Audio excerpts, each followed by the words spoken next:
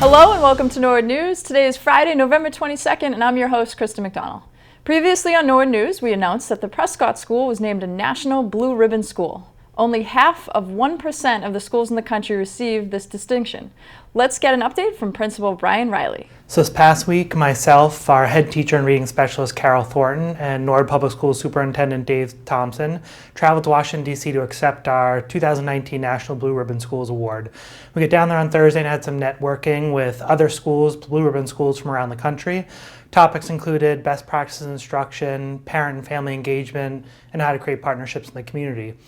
We then heard from great guest speakers, including U.S. Secretary of Education Betsy DeVos, the 2019 National Teacher of the Year, Rodney Robinson, and a state representative, student representative to the state board in Maryland, all which were fantastic. We had a great time, collaborated with our colleagues from across the country, and received our award. For Carol Thornton, a teacher at the Prescott for over 20 years, education has always been her passion. So people will often ask you, especially as a teacher, what was it that made you decide to want to become a teacher? And for me, that's kind of a tricky question because I never really thought of any other occupation. For me, it was always teaching. From the time I was a little girl walking down the halls of Prescott School as a 5-year-old, four, we're actually 4 back then when we started kindergarten.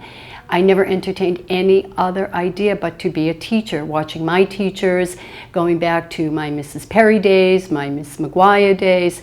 I always knew that that's what I wanted to be. I wanted to be a teacher. I wanted to have my own classroom, have children read with me, sit with me, call me Miss Johnson and then Mrs. Thornton. It's just what I always wanted to do, work with children, teach children, be a part of their lives, and maybe someday hope that when they leave and they think back, that one teacher that stood out to them, maybe it will be Miss Johnson or Mrs. Thornton. When Thornton learned that the school she attended and still walks the hallways won the blue ribbon, it was extra special. Well, at first, I almost couldn't believe it when we heard that we had won the award because it's such a highly acclaimed award for a school to receive.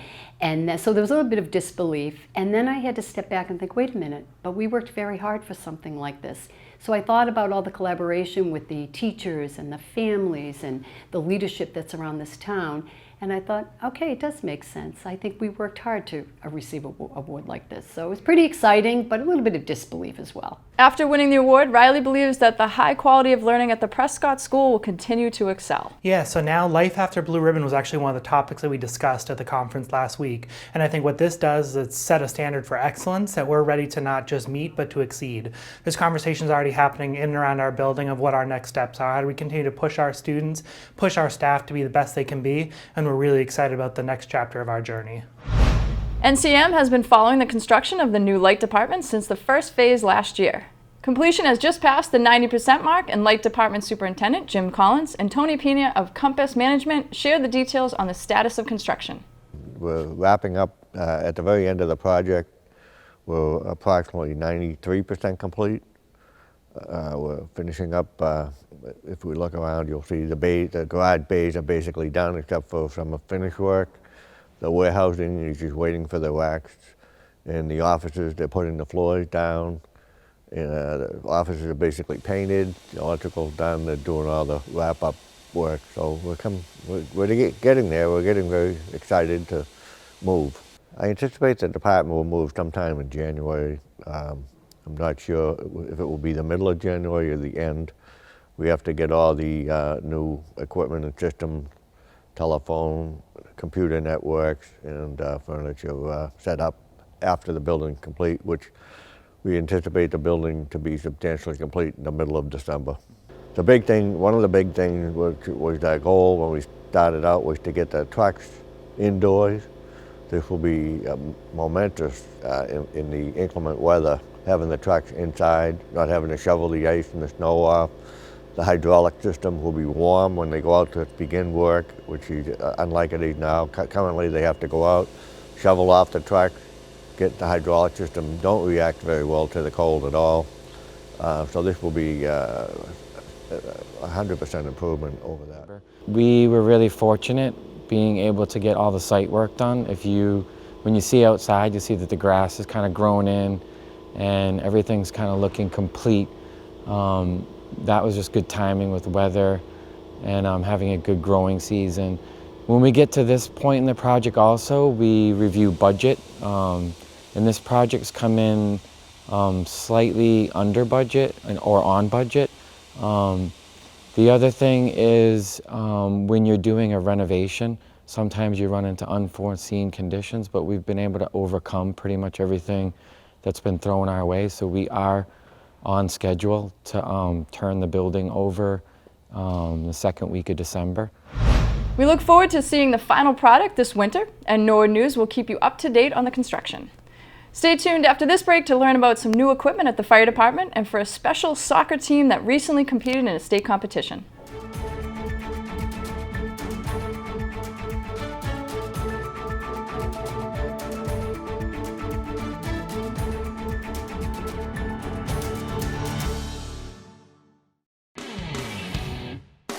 Hi, Travis Farley with the Norwood Recreation Department to fill everybody in on our long-standing floor hockey program that starts the week after Thanksgiving. We're really excited about the program. Grades K through 1 are on Thursdays, grades 2 through 3 are on Wednesdays, grades 4 and 5 are on Mondays. Game times will vary based off of the number of teams. We hope you can join the Norwood Recreation Department at the Civic Center for this long-standing fun program. Players of all abilities are welcome, and it's only $45 to play.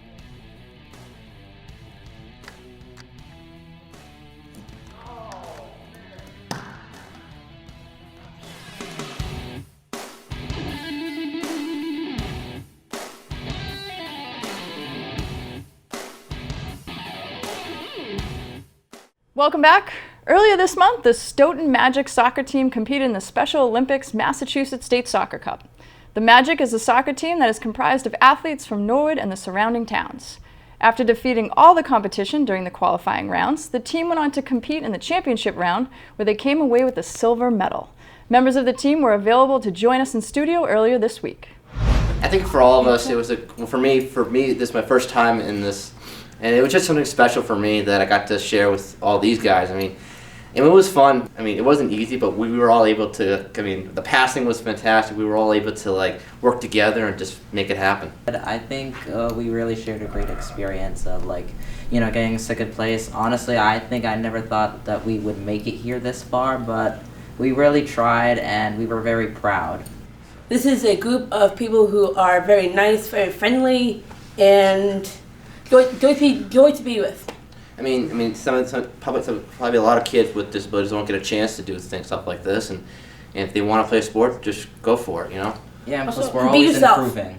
Yeah. So it's not quite as much as a commitment as it would be at a public school. So Right. yeah, if you're someone that wants to play soccer but you don't want to have practice every day that goes for 4 hours, you can, you know, just come in once a week and have fun.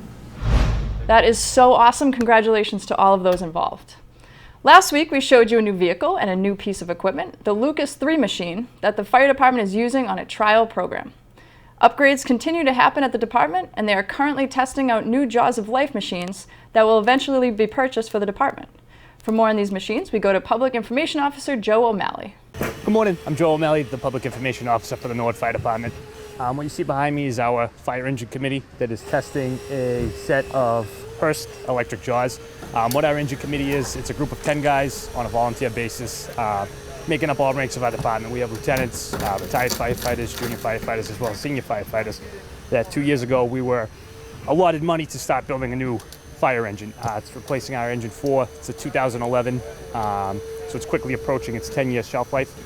So part of speccing out the new engine is, during those last 10 years, there's been a lot of new technology that's come to the spotlight. Today what we're showcasing is the ability of electric powered Jaws. Currently we run gas and hydraulic powered Jaws that'll run off of a generator that's mounted to the truck on a 75-foot cord. It's very limiting. We can only work within that distance of the truck. The Jaws are heavy. You know, in the last 10 years, a lot of new technology has come out, including these. So today we're demoing the Hearst battery-powered Jaws. On Tuesday, we demoed Hamaltro battery-powered Jaws. And it's the committee's job as a whole to vote and to find out what's going to be the best suited tools for the town of Norwood Fire Department. As I said, it's all a volunteer basis. It's not like when you buy a car, you drive down to Route 1, you buy a new pumper.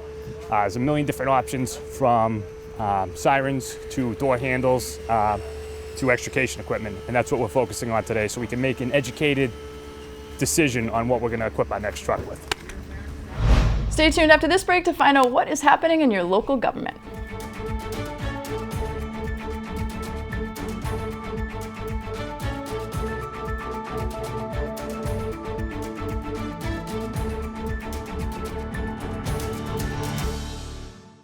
Hi, I'm Tom O'Rourke. I'm president of the Neponset River Regional Chamber, and I'm very excited to announce a new initiative that the Chamber has embarked on with the town of Norwood.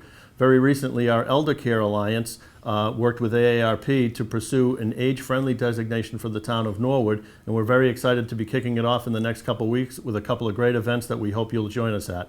Carrie can tell you more. Hi, I'm Carrie McCarthy. I'm the director of the Norwood Senior Center, and on December 6th at 1:30, we're going to be receiving our certificate from AARP as an age-friendly community.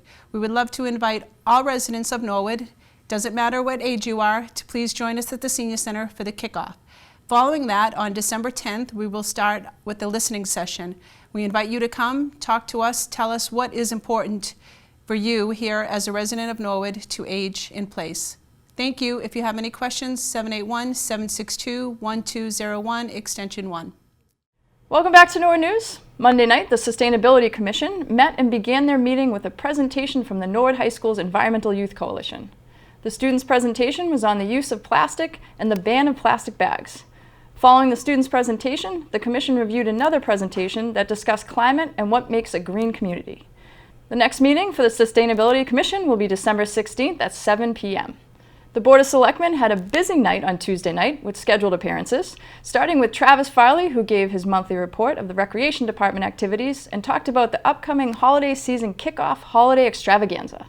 I kind of just dive right into things. The first big event that we have coming up that we'd like to let the public know about is the holiday extravaganza. It'll take place on Saturday, November 30th. It is a completely free event for the public. All the activities will kick off at 1 o'clock. Some of the activities will consist of a horse-drawn carriage ride. We have a reindeer run. We have crafts. We have live music. We have a story time. And we actually have a petting zoo at the Civic Center. So it should be a lot of fun. And most importantly, we'll have a special guest appearance from Mr. and Mrs. Claus. Hopefully they'll be riding on one of our ladder trucks for the fire department. So it's a lot of fun. A big thank you to Norwood Bank and TD Bank. Those are our two sponsors for the event. Without their contributions, we couldn't offer this event to the public. A big thank you to Charles River Running, the DPW department, the light department, their hard work on the common, getting the lights ready, the police department. So a big thank. It's kind of a team effort with that. And James Collins from Norwood Light gives an update on companies inquiring to use utility poles in town to place antennas on the top for future technology. We've had a couple that have come before you where companies are looking to place antennas on the top of utility pole in order to supply the density, I guess, that's needed for the texting, the video, the different things that are going more and more on telephones over the airwaves. Eventually, when 5G becomes a standard, I think it's still a little ways off. Right now, 3 and 4 is more the standard. These antennas need to be about 1 to 200 meters apart. So there'll be a lot of them placed. They can be placed on buildings, they can be placed on poles, they can be placed on light poles, they can be placed on independent structures. But that's where the future is going. The last scheduled appearance of the night was President and Vice President of the Norwood High School Hall of Fame, Brian McDonough and Jack Tolman. The 2019 Hall of Fame ceremony will take place on Saturday, November 30th at 1 p.m. at the Norwood High School Auditorium. There will be tours of the building beforehand, as well as a rededication of the display cases up on the walking track. The Selectmen will meet next Tuesday at 7 p.m. Wednesday was a very busy day in town government, with 5 meetings taking place throughout the day. In the morning, the Board of Health met, and Impact Norwood Director Aubrey Seal was in attendance to give an update on the fast-growing Youth Ambassador Program. Our Youth Ambassador Program has been really active the past month or so. On October 25th, they decided they wanted to sell hot chocolate at the last home football game of the season, and they took it upon themselves to find donations. So huge thank you to Honeydew. They donated 2 giant containers of hot chocolate, and the students raised about $187, and they did it all on their own. Daryl and I we were just there as supervisors, but they really didn't need us. So that was great, and they voted to save some of the money to provide programming for their peers after school, similar to the de-stress program we're doing now. And they also wanted it to go towards some swag for themselves, so like shirts that say Youth Impact Norwood Ambassadors. So so pretty proud of them. The Board of Health also acknowledged dentist Dr. Mark Stone, who is retiring this year. Dr. Stone has partnered with the town of Norwood for 29 years. Throughout his years of service, Dr. Stone has provided dental care to the schools and town. The Board of Health's next meeting will be held on December 16th at 10:30 a.m. Also Wednesday morning, the Historical Commission met and began their meeting with a conversation about the pumping station. After the brief discussion, the Commission addressed seeking funds from the Community Preservation Commission for the Morse House in South Norwood. The Commission then brought up the Old Town Jail and the possibility of preserving the structure. The Historical Commission will meet again in the upcoming months. Later Wednesday afternoon, the Airport Commission held a brief executive session before moving into open session. In open session, the Commission received a status update from Jeff Adler of Du Bois & King on the taxi relocation project. Above the Clouds, a charity group that's located at the airport, also spoke to the Commission about hosting a private event at the airport. The Airport Commission will meet again next month. The Conservation Commission met in room 12 on Wednesday night. The group discussed several agenda items, including a request of extension on the Power Lane project, as well as an appointment with Judith Howard of the Norwood Historical Commission to discuss funds to rehab the old Ellis pumping station located on Route 1. The Concom will meet again on December 4th. Wednesday night, the school committee went on the road and hosted their meeting at the Callahan Elementary School. This is part of the Traveling School Committee, where they host their meetings at various schools around the district.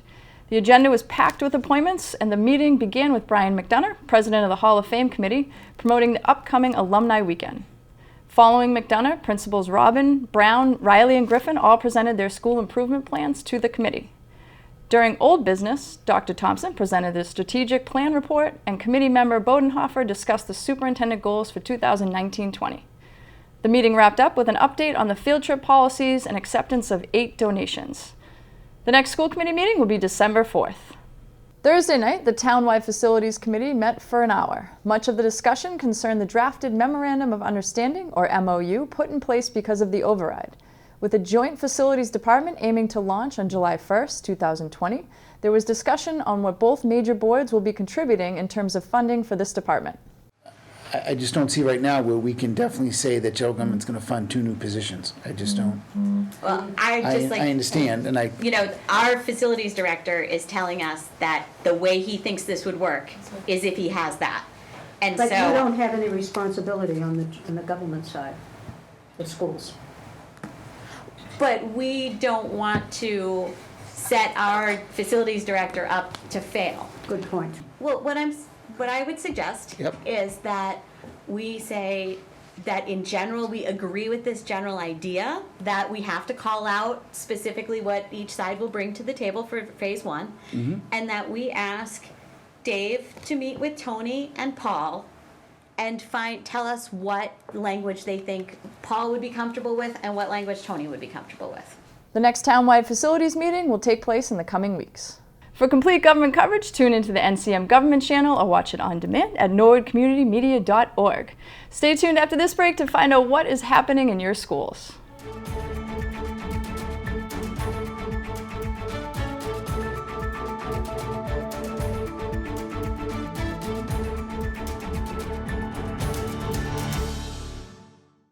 Hi, I'm Chief Bill Brooks of the Norwood Police Department. The men and women of the Norwood PD are committed to protecting you and to providing you with top quality service. We're busy. Norwood is a nice town, but in any given 24-hour cycle, we handle anywhere from 65 to 90 radio calls and officer-initiated events. We patrol the town's 10 square miles, including over 100 miles of roadways. Our traffic enforcement focuses on places where crashes have occurred, neighborhoods where residents have reported chronic violations, and offenses that impact crashes like speed, texting, running stop signs and red lights, and failing to yield to pedestrians. When we're not tied up on calls, we work hard to build relationships with members of the community. So you'll see our officers out walking footbeats, checking in with merchants, and stopping at sporting events to chat with kids. We believe that every resident should know, or at least feel like they know, a member of our department. So if you see us, stop and say hello. We'd love to chat with you. On behalf of the men and women of the Norwood Police Department, it's our pleasure to serve you. Welcome back. Now we're going to toss it over to our Norwood Schools reporter to recap everything that has happened this week in the Norwood Public School District. Hi guys, I'm Rory Kerr, and let's take a look at some activities happening in our Norwood schools this week. At the Balch School, a big thank you to their PTO and families for donating their used clothing for their Savers fundraiser. A total of $680 was raised for the Balch School. Superintendent Dr. Dave Thompson recently stopped by the Balch School and witnessed great instructional strategies including agendas, posting objectives, and movement breaks. Students use technology to improve their writing skills. In Norwood High School news, a group of students recently traveled to Washington, D.C. Let's hear from senior Adeline Jeanette. This weekend, the senior honors civics class had the opportunity to go to D.C. and to tour different monuments and learn about different government career choices. We had the opportunity to meet with Senator Stephen Lynch. We also had the chance to visit the Supreme Court while also touring Mount Vernon and learning more about our nation's history at the National African American History Museum. I personally enjoyed the trip because I hope to one day pursue international relations and work for our nation's government. So being able to go and get a first account about what jobs are out there and learn more about the history of our nation while visiting with a class was a great experience to have. Our town manager, Mr. Mizuko, played a huge role in allowing us to travel. There was a grant that covered all of our expenses and it allowed us to get into some of the most amazing museums while traveling expense-free. Also, Ms. Uppinkamp and Ms. Giordano assisted in helping everything work smoothly, and it was a great time. What a great learning experience, and it's great to see Norwood Town Manager Tony Mizuko getting involved with NHS students. At the Coakley Middle School, their computer science for innovators and makers is taking off. Students create code, fix code, and are using microbits. Awesome work, CMS. At the Callahan School, firefighter Paul came to speak about fire safety to the 5th graders. Esther Nettie and Shannon Rush helped with the demonstration. In district-wide news, on Monday night, Superintendent Thompson presented the school department's strategic plan and its objectives for the next 5 years. So the Strategic Planning Committee consists of administrators, teachers, community members, parents, school community members, and we came together to identify a vision and a mission and a direction we wanted to move the district forward over the next 5 years. So tonight we had a meeting with the public to talk about our strategic plan and make sure that they were informed with what we're trying to accomplish in the next 5 years. So we wanted to present it so that people were aware of the strategic plan and where to find it on our webpage, along with the dashboard that updates our progress in this first year, because we think it's important that people understand where we want to go as a district. The Oldham School 5th grade classrooms of Mr. Maffey and Mr. Perry are engaged in a battle of the books in which each class is reading 10 selected books. The event will culminate in a book battle royale where teams will compete in trivial-style competition, with the winning team being declared literary giants. We will be sure to report on this battle. At the Cleveland School, a special thanks to their PTA parents for organizing a successful 1st grade buddy breakfast. Students invited family members to the breakfast and introduced them to their friends and their families. Also at the Cleveland School, Channel 7's meteorologist Jackie Layer came to the school and students learned about different types of weather and instruments used to predict the weather. She also gave a shout out on TV to the 1st grade last week after visiting the Cleveland School. Let's take a look. Otherwise, feeling like it's 22 degrees right now in Boston, feeling like it's into the upper 20s down towards Norwood at this point in time. Speaking of Norwood, again, I want to give a big shout out to the 1st graders at Cleveland Elementary School in Norwood. I gave a weather talk there yesterday, and I could feel the enthusiasm in the classroom there, especially from all the kids that are learning about weather. Well, that's it for school news. For more information about the Norwood school system, please check the website, Facebook, and watch NCM. Now let's go to Brian Dunn for the latest sports news.